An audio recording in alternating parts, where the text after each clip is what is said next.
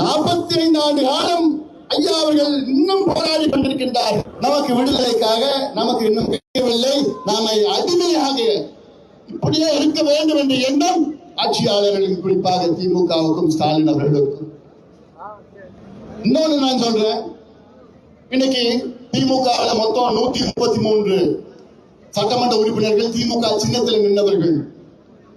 எத்தனை பேர்? 23 பேர்.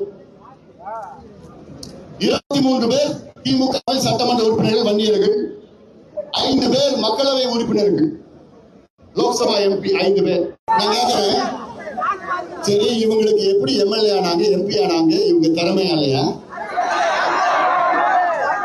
இல்ல இவங்க அப்படியே பயங்கர திறமைசாலியா? இல்ல.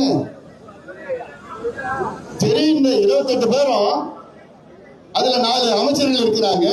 என்னைக்காவது ஒரு நாளாவது இந்த 28 பேரு, 23 எம்எல்ஏக்கள், 5 எம்பிக்கள், 4 அமைச்சர்கள், என்னைக்காவது ஒரு நாள் அவங்க முதலமைச்சரை பார்த்து, ஐயா எங்க சமுதாயம் மோசமா இருக்கு ஐயா, எங்க சமுதாயத்துக்கு இந்த பிள்ளைங்க படிக்க முடியல ஐயா, படிக்க முடியாத காரணத்தால அவங்க வேலைக்கு போக முடியல ஐயா, வேலைக்கு போக முடியாத காரணத்தால அவங்க அந்த குடி போதை அப்படிலாம் அந்த பழக்கத்திற்கெல்லாம் அடிமையாக்கி இருக்கிறாங்க ஐயா, எப்படியாவது இந்த சமுதாயத்தை எப்படியாவது காப்பாத்துங்க ஐயா, இந்த சமுதாயத்துக்கு எப்படியாவது கொஞ்சம் இடஒதுக்கீடு கொடுங்க ஐயான்னு யாராவது திமுக எம்எல்ஏவோ எம்பியோ யாராவது ஒருத்தர் பேசுற திராணி இருக்கா உங்களுக்கு?